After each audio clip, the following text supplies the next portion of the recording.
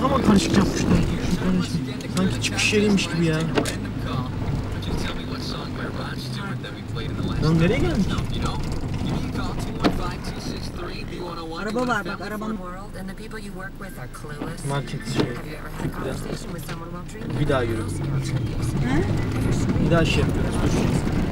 Anladım neresi olduğunu. Yanlış geldik.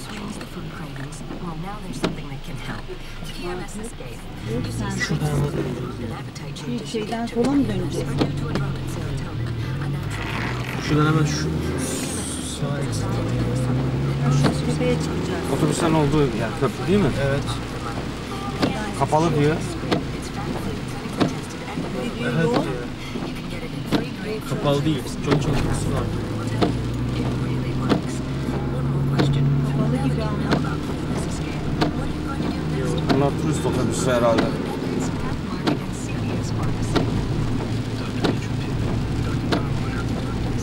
Ok göstermiş. Anne sen dur. İşte turist otobüsü değil mi şu sağdaki? Evet. Gezdiriyor. Tamam ya geldik işte bu kadar. Buradan çıkıyoruz. Onun göre.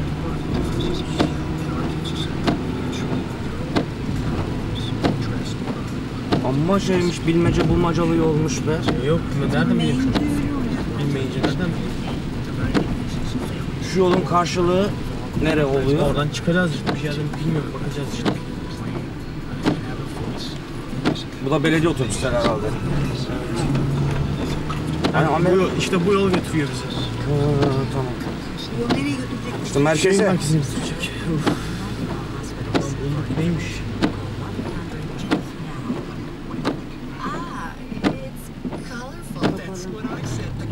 Pazar olduğu için.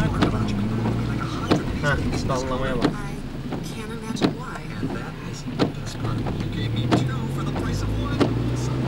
Şimdi ver gene haritayı doğru caddeye. Arabaya bu ileride mi park edeyim ben? Bilmiyorum ki. Bizi nasıl geldi?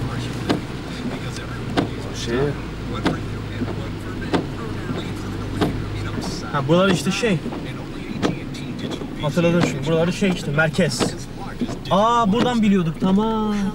Buradan bir yer buradan Işte var otobüs de orada. Tamam buradan biniyorduk. Hatta şuradan bindik. Şu sağ tarafta park yeri. Tamam sağ buldum. tarafa ver o zaman. Hadi koyayım. Dur.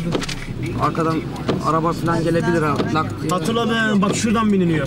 Buradan binmiştik Cenkerli'de. Tamam. İşte bak otobüs duruyor. Evet. Orada. Şimdi buradan park edeceğiz. Park diyor zaten. Son. Hemen gir. Hadi gözüm aydın. Bir de tuvalet bulabilsek burada.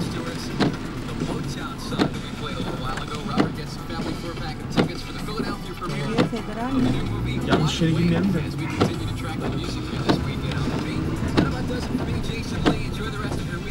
Burada ineceğiz herhalde değil mi?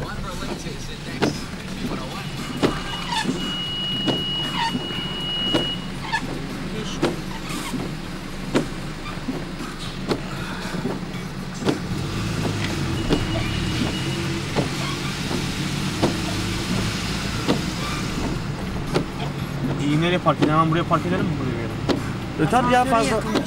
Tamam şuraya bir yere gir işte. Nereye?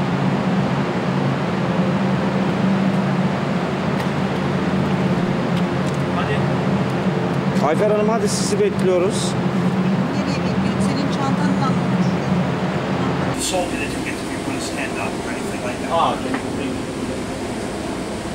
Hadi yürü. Inside the glass pavilion is the Liberty Bell. The Liberty Bell was cast in England, brought to the United States where it was found wanting, and it was actually completely recast by two Philadelphia blacksmiths. It was in the recasting that the crack in the Liberty Bell occurred. It was in Independence Hall for many years, but in 1976, with the bicentennial approaching and with the anticipated heavy traffic here in the Independence Mall, the people in charge of the Independence Hall felt that all of the acid from the fingers that would come onto the bell would be very damaging to it. And so what they did was they moved the bell out of the bell tower into the enclosed glass area where it would be less subject to weather. And they coated the whole bell in an extremely fine layer of sprayed-on plastic so as to preserve it.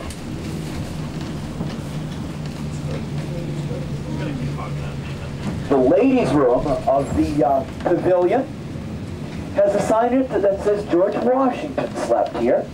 That's not as irreverent as it seems. There was a mansion on the site where the ladies' room is now located in Washington's day, and he actually lived in the mansion for a short time while he was president, and this was the nation's capital. Congress Hall for the second time around, here on your right. George Washington and John Adams took oaths of presidential office in Congress Hall. Independence Hall again, not only was the Declaration of Independence signed here, but also our current Constitution was signed into effect here in Congress Hall in 1787.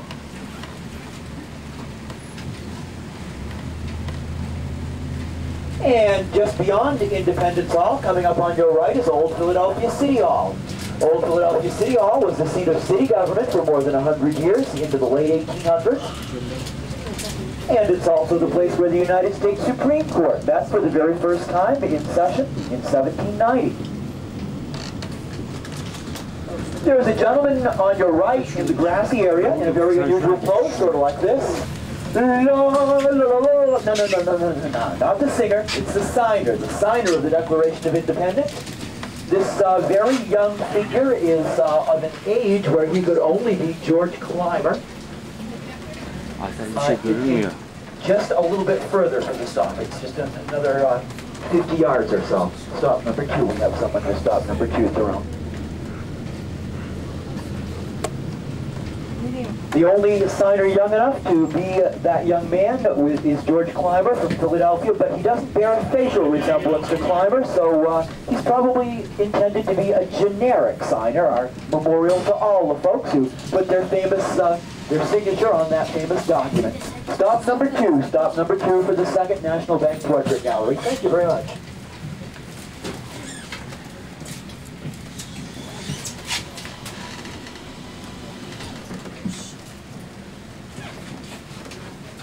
Coming up next on your right is the Military Museum. The building looks like the roof is cut in half. At the Military Museum, you can learn all about the founding of the United States Marine Corps here in Philadelphia. Let's see if we've completely exhausted our paper towel rations here. Yeah, there are a few more left. Last tour, we passed out the paper towel. At the end of the alley on your right is Carpenter Hall. Carpenter Hall is the place where the very first Continental Congress met back in 1774. The building was built as the Union Hall for the Carpenters Guild. However, it's much more famous for a Continental Congress meeting there.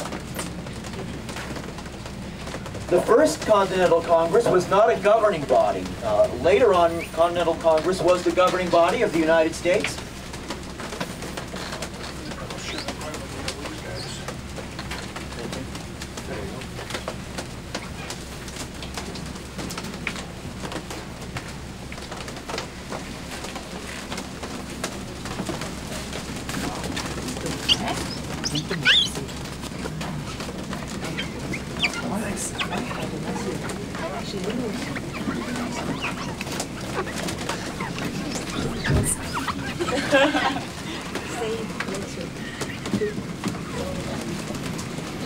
If you remember your U.S. history, you'll remember that it was our current Constitution adopted in 1787 that gave us 3 branches of federal government, the executive, the legislative, and the judicial. Before that Constitution was adopted, Continental Congress was the sole governing body, and when it was not in session, there was no federal government. However, the first Continental Congress, meeting there in 1784, met 2 years before we were a nation. They weren't a governing body. They did have some concerns that were mutual to the colonies that they wished to discuss. Those were concerns about their king, the British king, King George III. And have no mistake about it. The people in the colonies really were loyal British subjects in 1774. We had no idea whatsoever of trying to gain independence. There were even people as late as 1776 who were involved in the revolution who still couldn't believe that it had come to that, including Ben Franklin, who made attempts as late as 1777 to arrange a compromise where the American Revolution would stop in exchange for seats for prominent Americans in British Parliament. Now, the gripes that the delegates had meeting there were the taxes being levied on us by the Stamp Tax Act, and also the exclusive contracts being granted to British companies to bring commodities into the colonies, like tea, for example. The British East India Company had the solitary sole proprietorship for the contract on tea, so we had to pay monopolistic prices for our tea. What good British subjects could stand that? Since the delegates were griping about their king, though, what they were doing was considered treason. Had they been caught in their treason, and had they been caught holding that meeting in, say, the Pennsylvania State House, the entire colony could have been implicated in treason, and the whole colony would have been in trouble, probably heavily garrisoned. And we could have had incidents like we had in Boston in 1770, where British officials were attacked, the city was garrisoned, and the Boston Massacre ensued. The Carpenters are so proud of the fact that they took the risk of hosting that treasonous meeting that to this day, they still meet there at least once a year just so they can claim it's their active guild hall. We're now in the Old City neighborhood of Philadelphia. This neighborhood gets its name from the abundance of retirement homes that are throughout this neighborhood. No. I'm pulling your leg. That's not true. It's the oldest section of the city. It's the part where the oldest buildings and the oldest history is.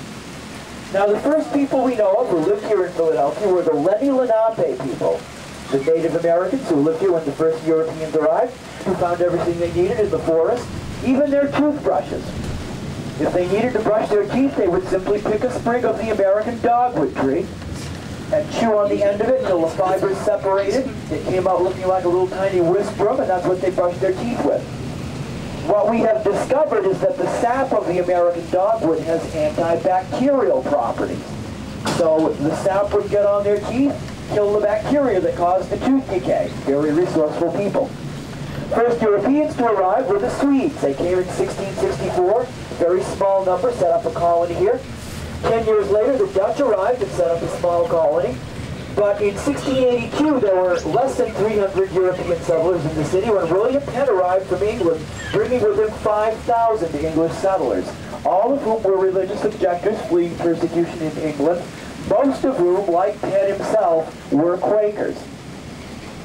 When you get 5,000 people showing up in a small town with no warning to build houses, the first thing you get is a very severe housing shortage. And that's what we had in the early days of Philadelphia. It was so severe that many early Philadelphians actually ended up having to live in caves. How would you like to live in a cave? Wouldn't it be fun? Would you like to live in a cave? No. Why not? Because it's cold. That's a good reason. Some kids say, without cable or without the internet. And then there was the kid who told me the other day, what about bears? Which was a good question because there were bears here in those days. The first doctor to practice medicine in Philadelphia lived and had his medical practice in a cave. The first child born to English settlers was born and raised in a cave.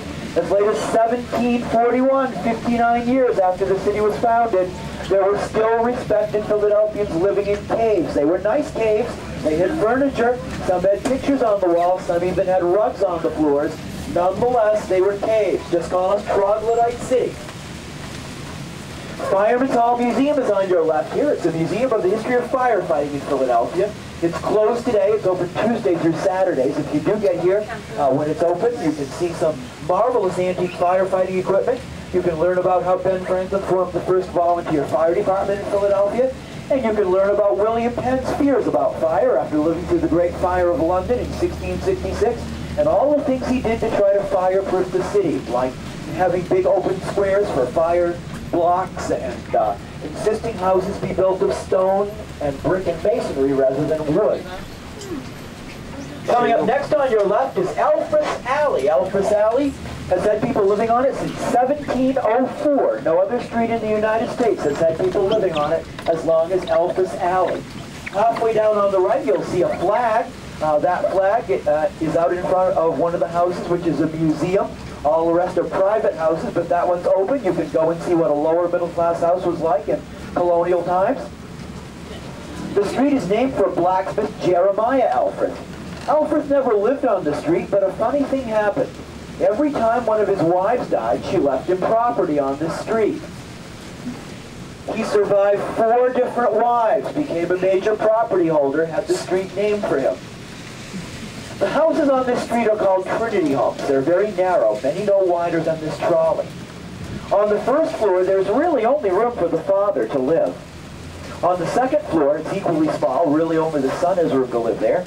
And the third floor attic is so tiny, only the Holy Ghost could possibly abide therein. Father, Son, and Holy Ghost, Trinity homes. That's where the name's eventually released. He came back to Philadelphia, he kept his word, he delivered the message to Betsy. How do you give someone a message like that and just turn around and walk away and never see the person again? So he stayed, and he helped fulfill the spirit of his message. He married her himself. He's the one she's buried next to there in the courtyard. Here on your right is a firehouse, and this firehouse has a mascot. His name is Sparky. Sparky is a Dalmatian who is, I believe, 16 years old. He's in such demand for stud that it's estimated that his offspring could make 2 versions of 101 Dalmatians simultaneously. Here's stop number 5. Stop number 5 for the U.S. Mint at Philadelphia. The Mint is closed today, but on weekdays you can go in and take a self-guided walking tour and actually see the coins being minted here at the U.S. Mint at Philadelphia. They mint U.S. coins. The most popular coins in all U.S. history was designed right here at the U.S. Mint at Philadelphia. Of course, I could be talking about no other coin than the Susan B. Anthony dollar. Remember the Susie B? You'd reach in your back pocket and pull out a quarter, and it had to be a quarter. It was the right size, right shape, right weight. You'd go to drop it in the vending machine, and just as you let go, you saw that beautiful face of Susan B. Anthony on the front, and you knew you'd just put $1 in the machine that only took nickels, dimes, and quarters. The Susie B designed right here in this building. I'll pass Susie around. You can take a look if you haven't seen her before. Inventor, signer of the Declaration of Independence, politician. He was a printer, a publisher, a purveyor of wise sayings, a financier, a land speculator. Ben was first Postmaster General of the colonies. He founded the Philosophical Society and the first volunteer fire department in Philadelphia. In fact, we guides have a saying about Ben on the tour. 9 out of 10, it's got to be Ben. If not, it's William Penn.